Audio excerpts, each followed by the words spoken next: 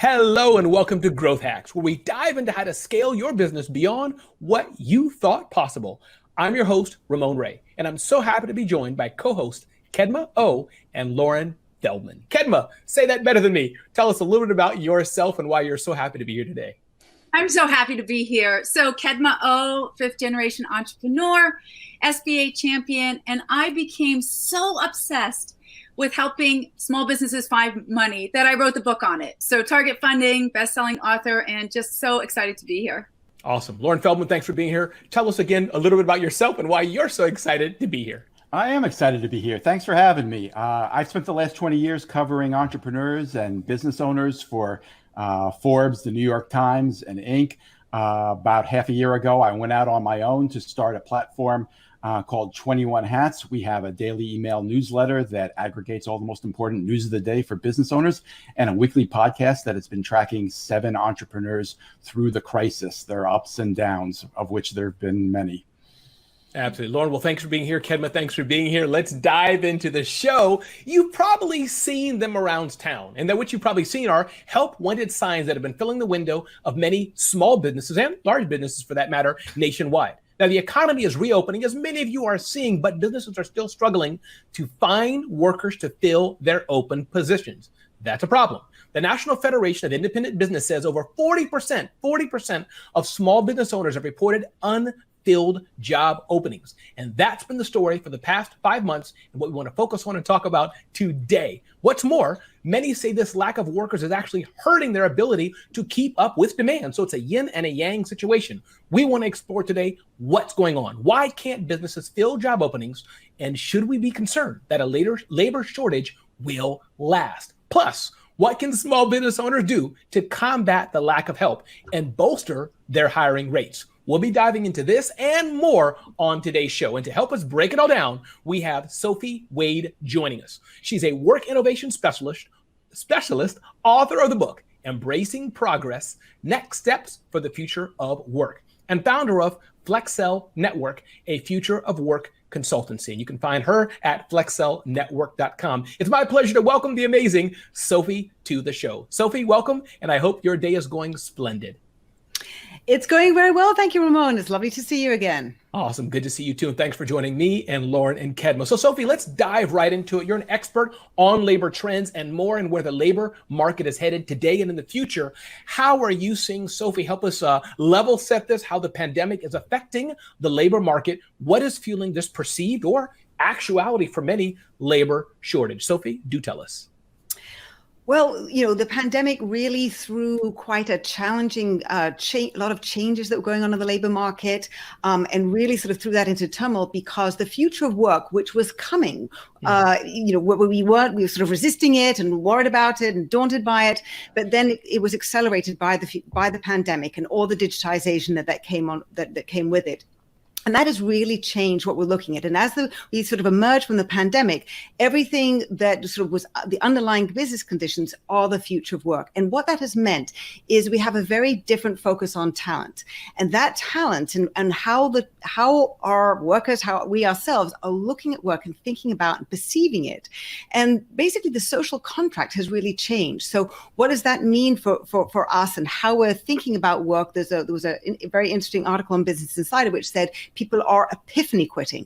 So people are sort of thinking about how they're going to interact with the labor market, how they're going to spend their time and what they're going to do. And then there are new rules being sort of written now, being drafted. And that's what's really changing. There's so much turbulence that's sort of affecting all the different businesses on all sides. And I think there's as people are sort of coming in and looking at what does work mean to them? What does, what lifestyle do they want to have? Where do they want to live? All of those changes are affecting where people want to work and which businesses they want to work for, big or small. And that's a powerful thing for sure. I think 2 things come to mind for me, Sophie. One is definitely the employees. I think they have the issues they're dealing with in the labor market, et cetera. Next question to follow up on that, Sophie, what's your advice, your input, your guidance for the employers? There's been a lot of culture and social shifts that have been happening just in the past, little over a year, with so many things that have gone on in the political world, in the business world, et cetera. How does that impact employers? What should we be looking at today And if you can kind of project a bit forward, what should we maybe be looking at the next 3 to 6 months, Sophie?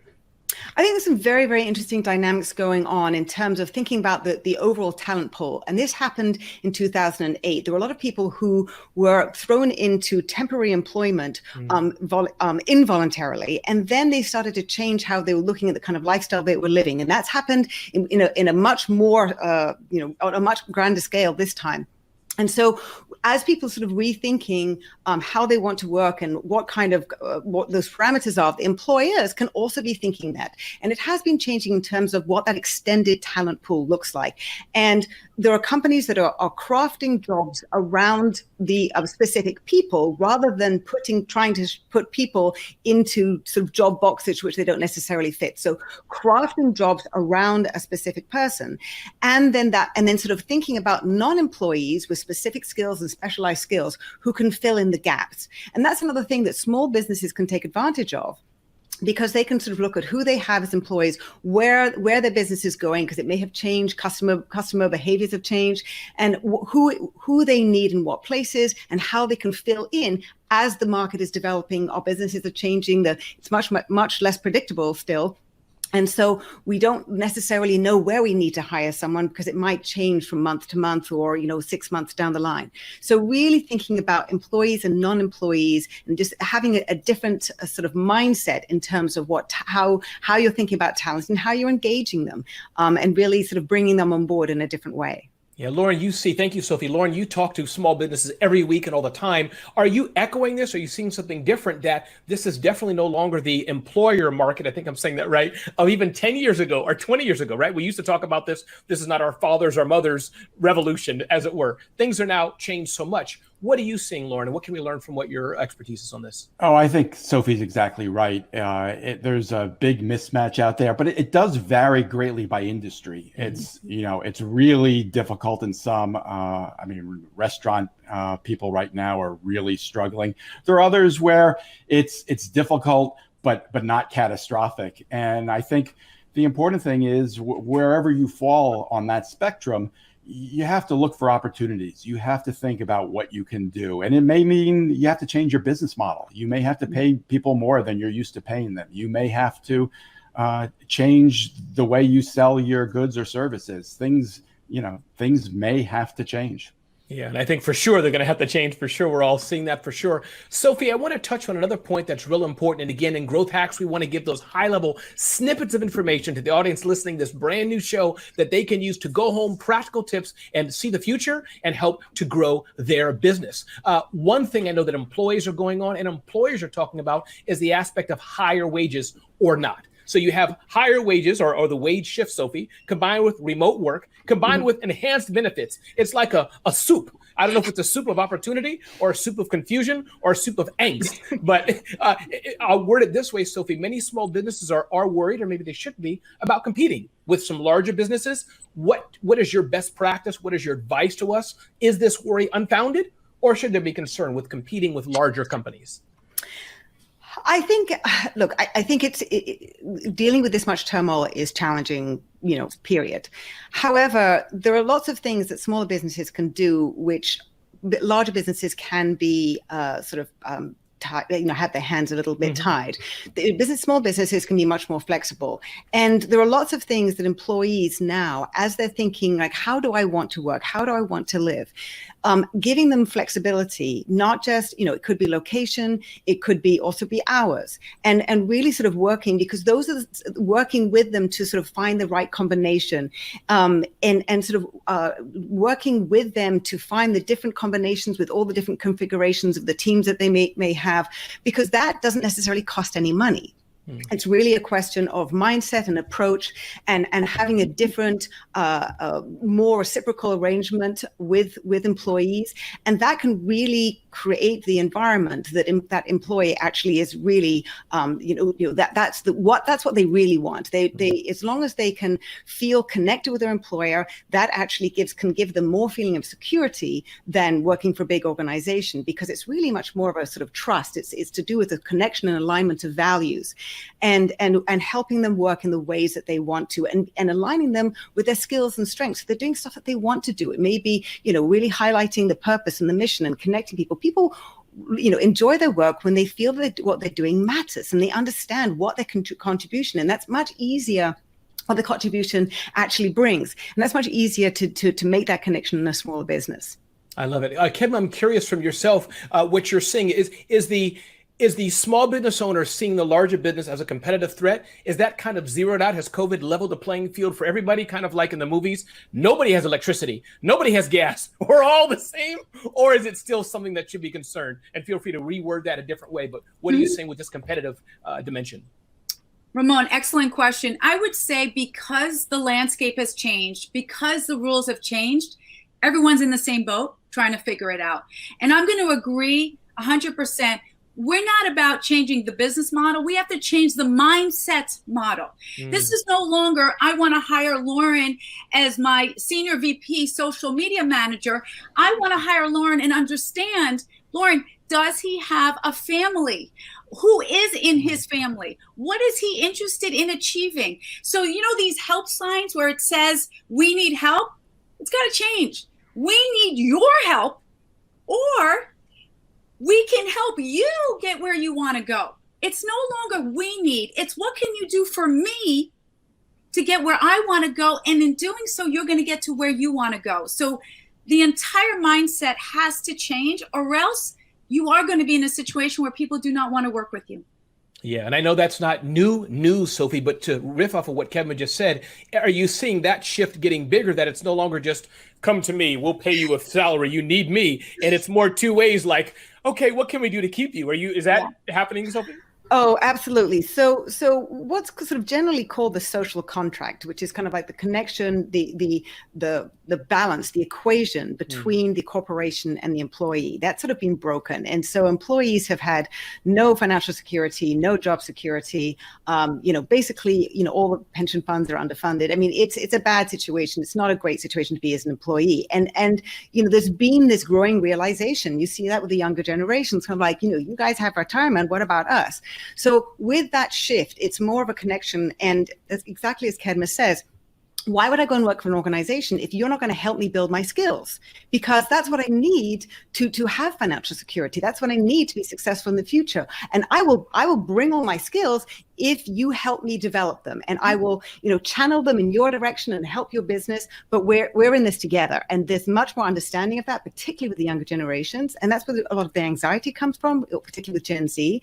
But so really bring that connection, understanding that this is a mutually beneficial arrangement, and with a much more powerful, and I think, overall, a much more positive relationship between employers and employees going forward. That's the positive outcome that we can create. It sounds like the relationship between me and my 23-year-old daughter, for sure.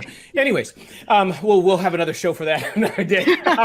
Sophia, supply chain's really, really important to Oracle NetSuite customers. These are companies, many of them have supply chain products and services, shifting things globally. Can you touch on that a bit? How the new way of working, et cetera, might be affecting supply chains? Is there anything that these growing businesses can do to mitigate this? Any advice on that? It's challenging. I mean, we had, the ship that was stuck in the Suez Canal. We've seen, all different challenges with the supply chain. And I think some of the things that I've seen really help is value companies that are connected along the supply chain who have similar values, because we're so much more integrated along the supply chain that the more that we can actually be working together in sort of stronger partnerships. And I see software companies, working with their clients and shifting what's on their R&D slate in order to help their clients more. So I think, working more as partners, working on a more integrated basis. I think also what we've been seeing with the pandemic in terms of more digitization is that it is accelerating. If you don't have labor in certain areas, you're just going to have to do some automation. So that this is really another step in accelerating digitization and automation, and some of that's beneficial because it really is putting human beings to focus on the things that we're really good at, and non-sequential thought and inspiration, and sort of moving us away from some of the really dreary tasks. But it's happening much faster than we had anticipated. So the need for upskilling, the numbers at edX went through the roof. I think from 2019 it went from 60 million to people who enrolled to 110 million. So the huge increase in number of people who enrolled in courses because people are needing to upskill in all kinds of areas. So that's one focus. And that's something that also the small businesses can offer their employees in terms of sort of bringing them on board. I'm going to help you with your skills. There are lots of MOOCs, massive open online courses that can really help people upskill, which helps the business, which helps employee. And that helps along the supply chain, trying to fill in some of the gaps, as well as digitize, automating some of them, bringing in new platforms.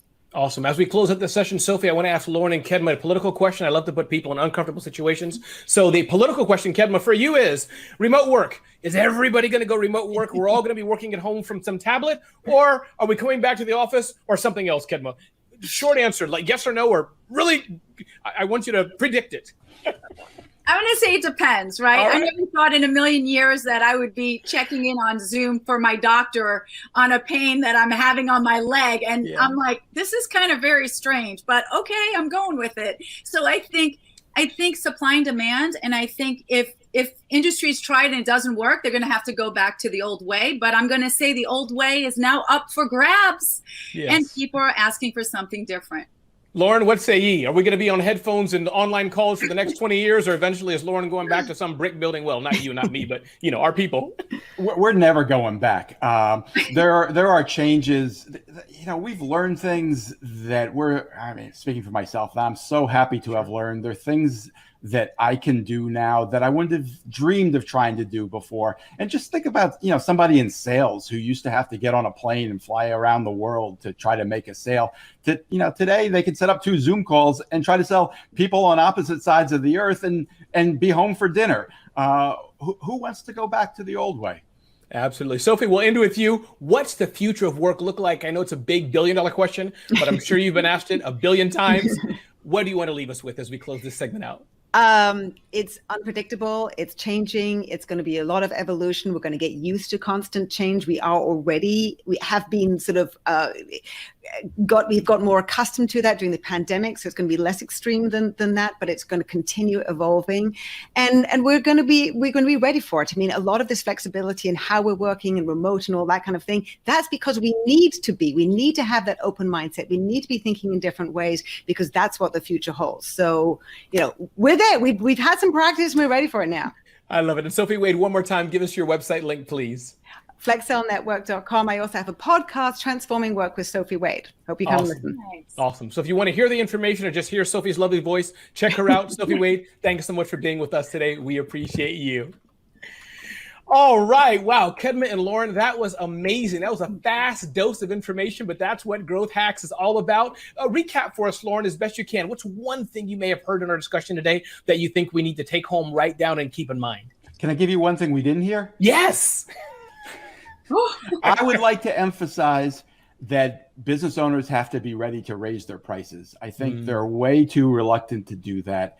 And, boy, if ever there was a time when people are ready for you to raise your prices, this is it. But I talk to business owners all the time who are afraid, and they hesitate, and it's a big mistake in normal times. It's a huge mistake right now. I talked to a business owner yesterday who's having supply chain problems, can't get product. She sat down with some spreadsheets, figured out what she would have to raise her price to stretch out her supply for the next 3 months until she gets the next order. And she figured out she could raise her prices, I think, like 20%. She redid it, and things started selling immediately.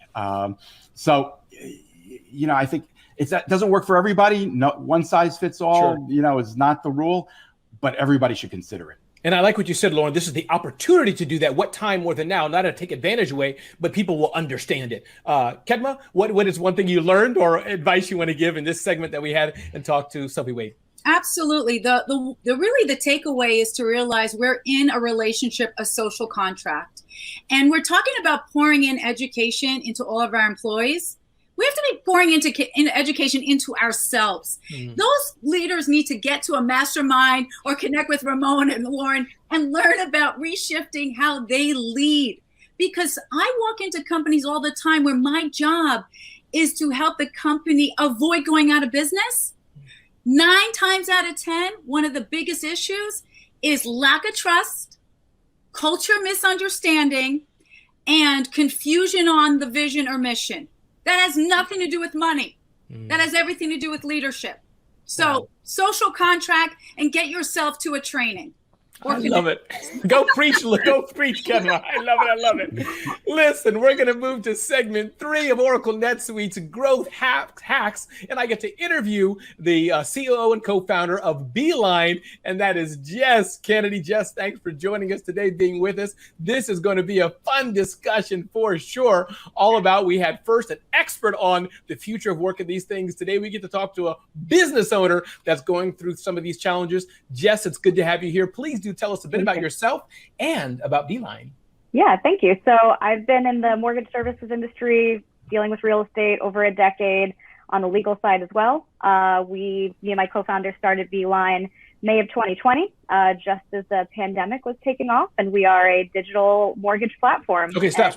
Jess, you said you started it as the pandemic was taking off. Can you just pause there 1 minute? Let Kedma and I give you an air round of applause. I mean, that's like baller stuff. So, continue, please. I'm sorry to so rudely interrupt, but I had to. Go ahead. I would say it was not intentional. We had hoped to have be launched much faster than that, but hey, you roll with what you got.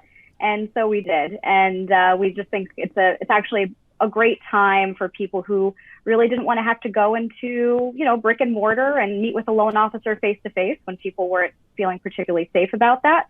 So it filled a need that we didn't know was going to be there. But we do think people want to have that easier financial product that they don't currently have in the mortgage side. We have it kind of in other mortgage or other financial services products, but not really in mortgage. And we're hoping to fill that gap for people. Yeah, and I want to get into the hiring aspect, but I do want to ask one follow-up question.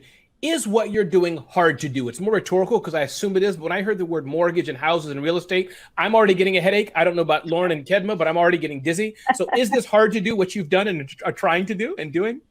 Well, hopefully it's just hard for us. We're trying to make it easy for customers. Yeah, absolutely. Yeah. So that's the point, right? We do all the heavy lifting. We figure out how to marry technology with that great human touch and great customer service.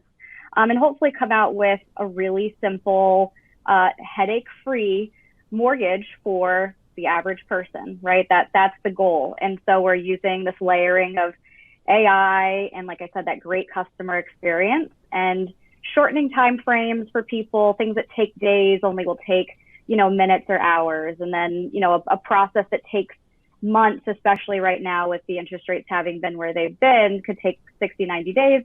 Now only takes 14 to 25 days. And so we're looking to just create a simpler path for people.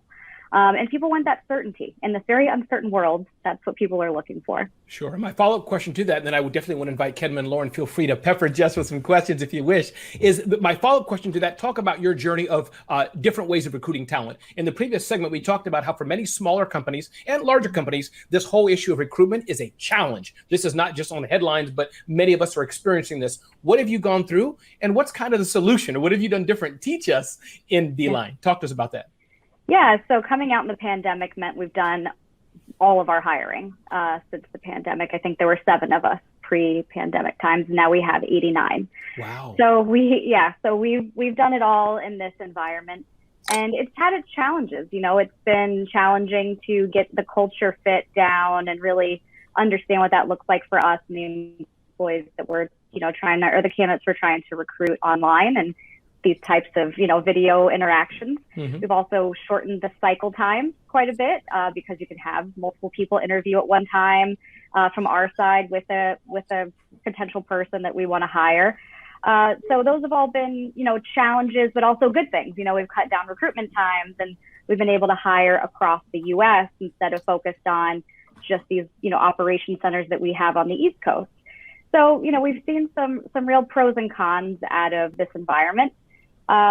I think that we'll continue to be happy that we can have people come in for interviews as much as possible for certain roles, especially those that are touching, our customers in some way. So, it's definitely a time, listening to the segment earlier, it's a time of learning for us and what we'll keep and kind of what we won't keep. And we'll probably keep this video interaction as sort of our initial phase of recruitment, where we do like an initial video interview. And then if possible, if someone is local to an operations center, we'll bring them in for an in-person and try to do more of a culture test at that point. Got it. Before I invite Loren to ask you a follow-up question here, I'm curious, Jess, I'm going to put you in the spot here. From what you've heard so far, would you hire me for Beeline? Could I qualify as a customer service rep? Or would you be like, nah, he's not a fit? Don't answer that. It's okay. Loren, go ahead, Jess. If you wish. I'm just teasing you. Loren, please. Looking for a new job already, Ramon, huh? Yes, indeed. We just got started here. Jess, I'm curious, what have you learned about interviewing over Zoom? Did you figure out any tips about how you really get to know someone and how you assess that cultural fit when you're not in the same room? Yeah, it's funny. It's so simple because one of the first things that kind of would send a flag to me is, does the person put their camera on? It's so simple, but are they interested in us really knowing them? Are they interested in really knowing us? Are they interested in having as much of a connection as they can form in a video interview process? And it tells you sort of their level of engagement sometimes. So that it's so simple, but just what I've noticed is the people that were so excited to be on video tend to be some of our most excited and engaged employees as well. I love that hack because I think you're right. The simple things, and I'm sure Kedma and Loren may have done it. Sometimes I do simple things like not reply. If the person's really hungry and wants it, they'll follow up. But Kedma, what else do we want to know from Jess? Any follow-up questions? Well, I'm just going to put an invite to disagree on one comment, and I'm going to be sensitive because I have 3 passports and I've lived all over, mostly in a lot of countries. And there are some cultures, especially in Asia, where the idea of putting something on video would just not be comfortable. And so one of the things we have to be sensitive to when we are working outside of the US is, what is the culture sensitivity and comfort level for those cultures? And not to negate that maybe they are not comfortable with video and we can try a different aspect, or we can wait for a second or third interview to move into that step. So I just want to call that out. I love what Jess is doing. What I heard was, you're giving me peace, convenience, and time management. You just happen to do it in the mortgage space. So I love that. And one last thing I would say is, in terms of just recruiting, I think it's every single day, I would say it's about making sure that whoever is coming on board feels like they're going to be special. Yep. Feels like they're going to be special. And honestly, Ramon, we have no issue as a company to spend thousands of dollars for a 30-second commercial to talk about product and services, but we don't think about that when we're trying to recruit. That's true. That's true. Jess, what can we learn from you as we continue on here about remote hiring? There's many companies here listening to the Oracle NetSuite Growth Hacks show that are in the same boat you've done. So can you give us one or two more tips or insights of people who are hiring remotely? I can't see the person, can't shake their hand, can't do the typical thing. Let me drive in your car. We've heard that before. Can't take them to a restaurant. What do I do?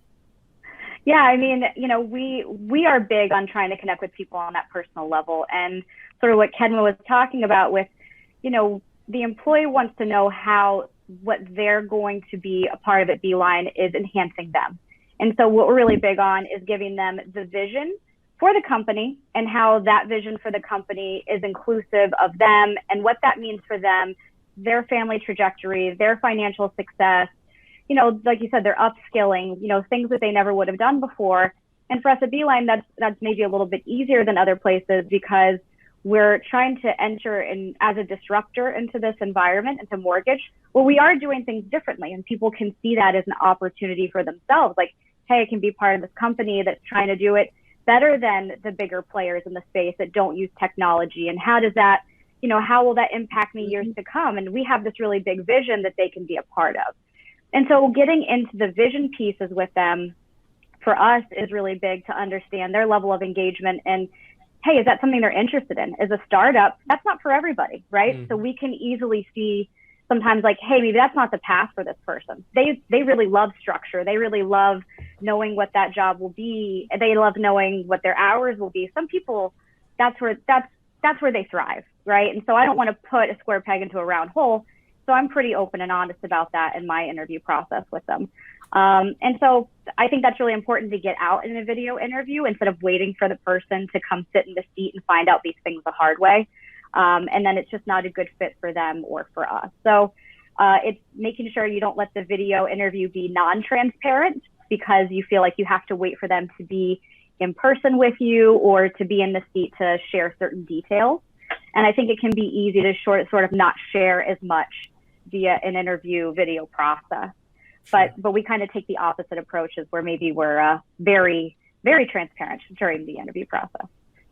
One final question I have for you, Jess, and again, it's so good to have you here today. Have you made any mistakes? Has there been anything in the 90 people you've hired, and I don't need to know their name or address or social security number, but anybody that you can think of, George or Margaret or Ramon, I'm getting into hot water here, forget the name. The point is, Jess, have you made any mistakes where you're like, Ramon, we hired these 5 people, 10 people, 20 people, or this 2 people, here's what we did wrong, and we short-circuited maybe, or we know we should have done these 10 steps, we did 9. Anything like that's happened to you?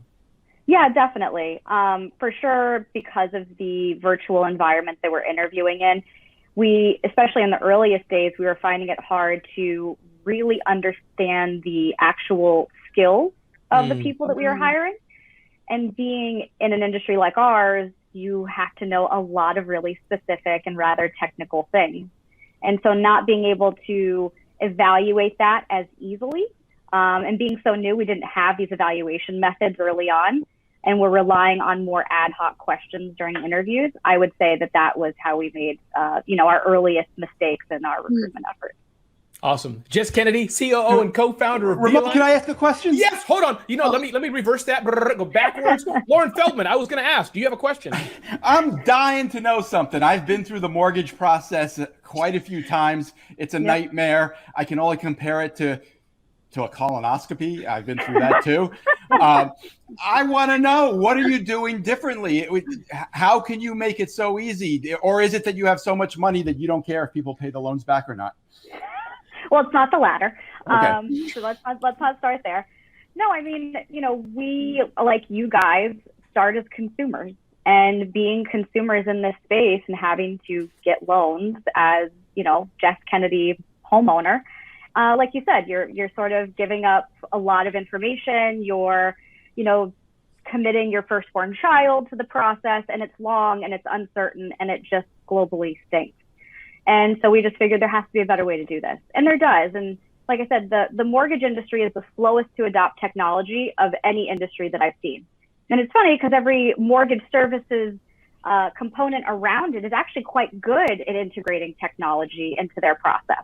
And this behemoth industry is like the last to kind of get there and to gain that same adoption. So it's not easy to do, but once you put your mind to saying we're going to apply technology in a smart way, not saying we're going to replace all the humans, that's not the goal. It's to marry, like everyone else has done in other industries, marry the human component with the technology so that it's more seamless. You're not having 10,000 people at the mortgage company ask you the same 500 questions as the consumer. Yeah. Like, you already explained yourself. You don't need to explain yourself again. And there's so simple technologies and simple processes to make that happen that just haven't been thought of before because, well, it's hard to move very big ships very quickly. And we've been a very small ship and we can move a little bit faster. And I'm really proud of where we've gone with that in our technology. You should be. I love it. Jess Kennedy, thank you so much. COO and co-founder of Beeline. Thanks for being with us today on the Oracle NetSuite Growth Hacks show. Thanks. Thank you. All right, Kedma and Loren, what an amazing segment that was. I know that, Kedma, I'll turn to you. One thing I heard was the aspect of, again, I think it's a theme that we've talked about, is that we can look at things as not as an opportunity, as a negativity, or we can see things as an opportunity. So this remote hiring and video hiring, there's a lot of negativity to it. But I think if done well, there can be opportunities. What's a takeaway that you had, a growth hack that we can take away from you, Kedma, from what you've heard? Well, first of all, I want to take away that, sometimes the best time to start a company is right after a pandemic. Yeah. The reality is that's where people are fresh and new and like, oh, I want new things, new ideas. They're open to change. So great on Jess for taking that initiative. And second to that, what I really love about this is taking something like videos and making it work. Sure, with 90 situations, there's going to be situations that are not comfortable. There may be pivots we have to do with like introverts who don't really like to be on video. Sometimes I have to train those introverts to say, it's okay. It's okay. It may be very stressful for them. But what I love is that she found a way to make it work, and it's working. And that's what I want to leave the audience with is don't be afraid of trying something because you think it won't work. Try it. And then you can make a decision whether you want to continue or whether you have to pivot. I love it. Try it, and fail fast, and move on. Loren, what did you learn? What's a nugget, a growth hack we can take from you today? I liked what Jess said about the fact that she was able to try certain things because they're a small ship and her competitors are big ships who have a tough time turning around. I think that's true for all kinds of the businesses. And oftentimes smaller businesses don't realize the advantages they have over their larger competitors. And that's particularly true when it comes to hiring. I think you can extend an opportunity to somebody to be part of a mission, to be, have a front seat right there where decisions are being made, to really be part of something. And that's so important right now, because if there's anything we've learned through this labor shortage period, it's that people are looking for meaning. They want something to care about. And small businesses are better situated than anyone to offer that. Absolutely. Listen, Loren and Kedma, this has been fantastic. And I want to encourage the Oracle NetSuite Growth Hacks audience. If you have questions, you have comments, you have thoughts, please use the comments function below or over there, up there, and talk to Kedma, talk to Loren, talk to myself. We are here to help answer your questions. Our guests are here to answer your questions and to help you grow your business. Before we go to the next segment, Kedma O at KedmaO.com and TargetFunding.com. Loren Feldman, founder of 21 Hats Podcast at 21hats.com. Thanks for joining me. Appreciate you both giving your time on this segment. Thank you.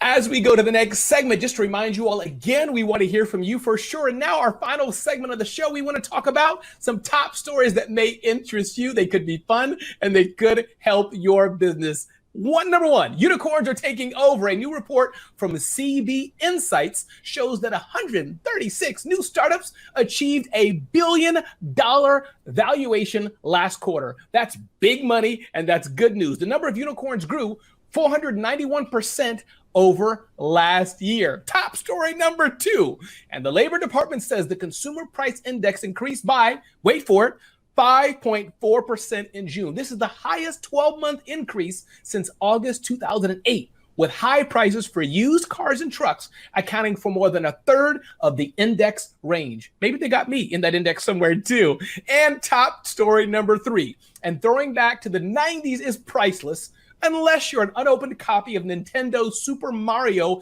64, which just sold for, wait for it, $1.56 million at an auction in Dallas, the highest price ever paid for a single video game. That's our top stories on Oracle NetSuite's Growth Hacks. We're so glad to have you with us today. And that does it for us here on this Growth Hacks episode. But wait for it. Join us next time where we continue to dive into how to scale your business. We'll be back on Thursday, August the 5th. Again, that's Thursday, August the 5th at 11:30 a.m. Pacific time. I will see you next time. Thanks so much for watching.